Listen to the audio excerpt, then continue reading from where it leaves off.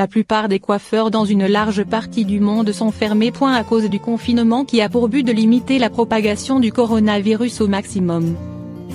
Du coup, de nombreuses personnes optent pour la coiffure à domicile en se coupant elles-mêmes les cheveux. Mais ce n'est pas pour cette solution que Félix Nestor a opté. Un drôle de coiffeur barbier de profession, Félix Nestor aurait évidemment pu se couper lui-même les cheveux avec un bon niveau de réussite. Il avait une bien meilleure idée. Mais il a préféré demander de l'aide à son chien. Sur une étonnante vidéo postée sur Instagram, on peut donc voir le chien prénommé Tison s'approcher de la chevelure de son humain avec une tondeuse dans la gueule.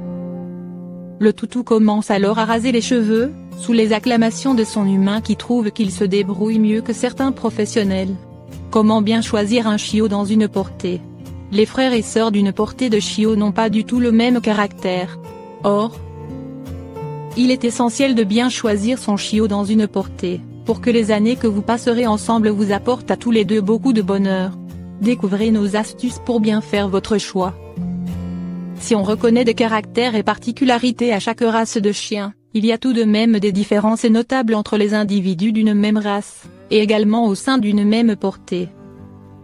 Lorsqu'on décide d'acheter un chiot auprès d'un éleveur.ce, il convient de le choisir avec soin, afin de commencer votre vie ensemble dans de bonnes conditions.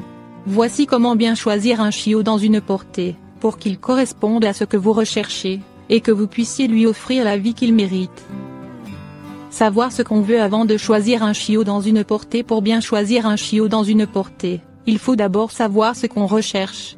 Voulez-vous un chien qui correspond parfaitement aux normes FSI et LOF?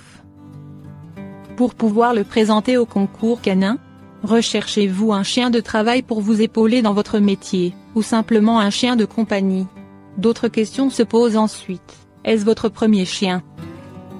Ou avez-vous l'habitude des chiens de cette race en particulier? S'il s'agit d'un animal de compagnie, selon votre situation, il faudra songer à la compatibilité du chiot avec les enfants, les personnes âgées ou d'autres animaux. Vous pourrez préciser ce que vous recherchez exactement auprès de l'éleveur.ce, et elle pourra vous guider dans votre choix.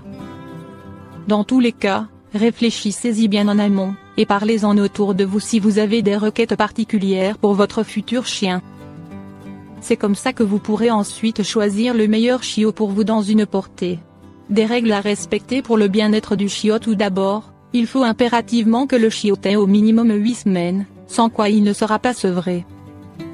Il est possible de rencontrer les chiots avant leurs 8 semaines, mais si l'éleveur.ce vous propose d'en ramener un chez vous avant ce délai, vous saurez qu'il n'est pas de confiance. Les chiots enlevés à leur mère avant leur sevrage peuvent présenter des problèmes de comportement. Il est d'ailleurs primordial de vérifier la fiabilité de l'éleveur.ce lorsque vous achetez un chiot. Pour ce faire, on peut commencer par demander à voir les papiers d'identification du chiot ainsi que son carnet de santé et de vaccination, à voir la mère des chiots pour vérifier son état de santé. Voir le père s'il vit lui aussi à l'élevage, et poser d'autres questions pour savoir quelles conditions le chiot vit actuellement. Un éleveur.ce de confiance vous demandera spontanément ce que vous recherchez, si vous avez déjà eu des chiens de cette race, et dans quel genre de logement le chiot va vivre, etc. En somme, elle vous montrera que l'avenir du chiot lui est important. Car si vous cherchez à bien choisir un chiot dans la portée, l'éleveur cherchera aussi à trouver les bons propriétaires pour ses chiots. Si l'éleveur.ce ne vous donne pas une bonne impression, vous pouvez en rencontrer plusieurs jusqu'à trouver celui ou celle avec qui le contact passe bien.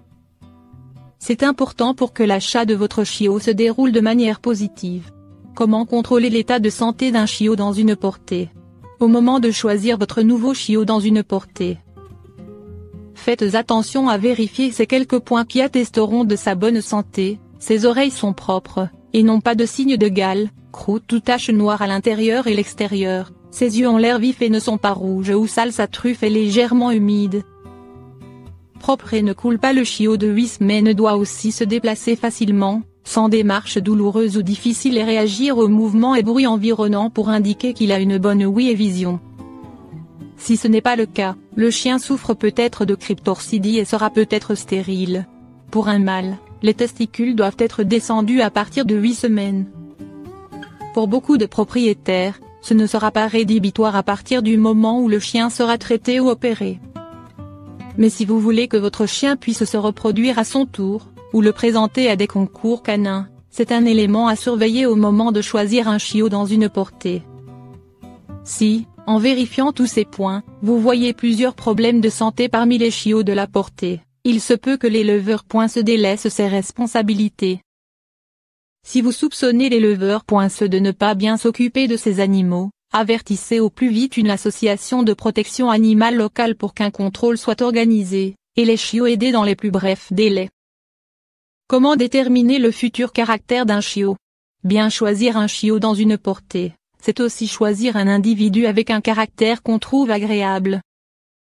Il existe plusieurs façons de tester le futur caractère d'un chiot, comme le test de Campbell, entre autres.